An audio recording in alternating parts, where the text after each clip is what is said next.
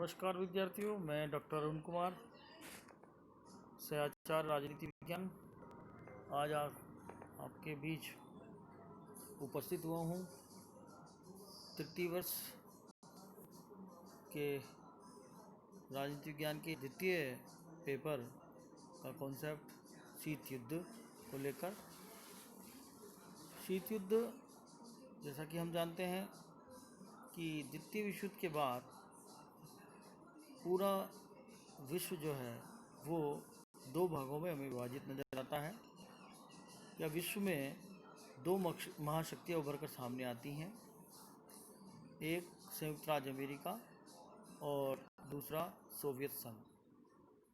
इन दोनों महाशक्तियों के बीच जो प्रतिस्पर्धा है, जो तनाव है, जो वर्चस्व है, जो घृणा की स्थिति है, जो राजनीतिक अविश्वास है, जो राजनीतिक जोड़ तोड़ की स्थितियां हैं, जासूसी है, मनोवैज्ञानिक युद्ध है, सैनिक प्रतिस्पर्धा है, वाक युद्ध है, या युद्ध जैसा माहौल है, शक्ति प्रदर्शन करने का जो काम है, प्रचार प्रसार या मीडिया के द्वारा दूसरे पक्ष को कमज़ोर करने का जो तौर तरीका है, ये जो व्यवहार है, इस प्रकार की जो स्थिति है, उसको शीत युद्ध के नाम से जाना जाता है। ये युद्ध न होकर एक युद्ध जैसी अवस्था है। इसमें विरोधी पक्ष को कमज़ोर करने की नीयत से काम किया जाता है।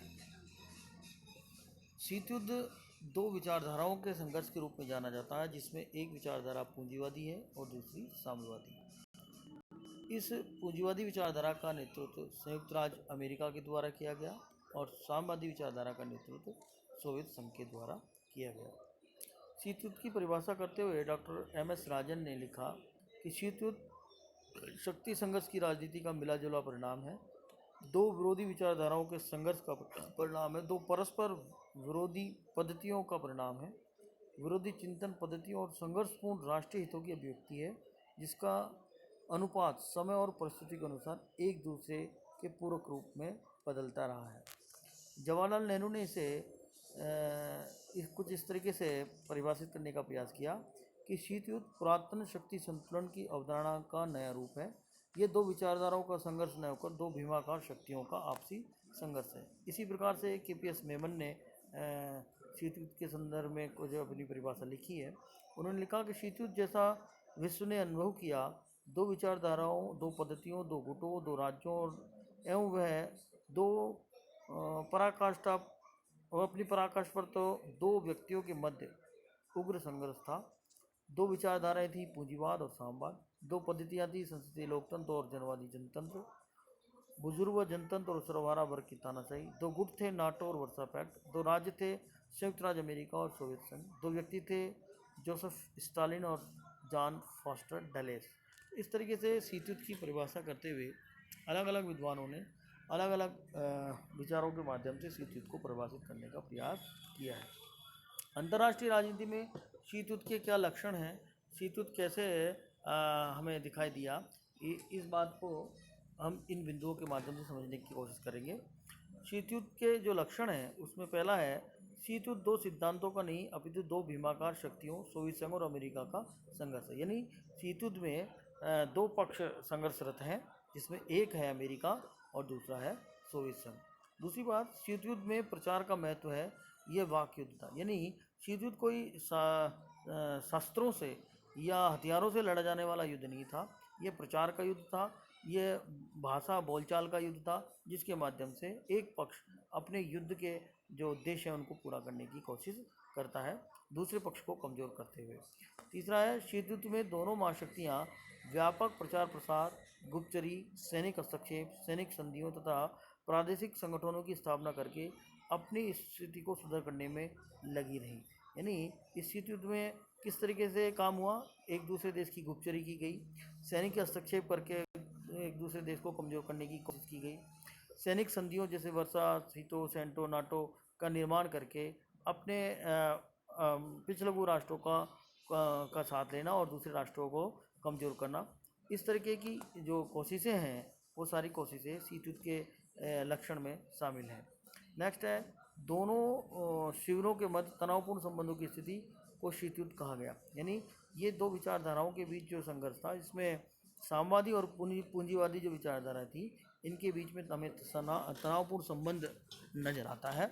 इस तनावपूर्ण संबंधों का जो प्रभाव था वो वैश्विक राजनीति पर पड़ा।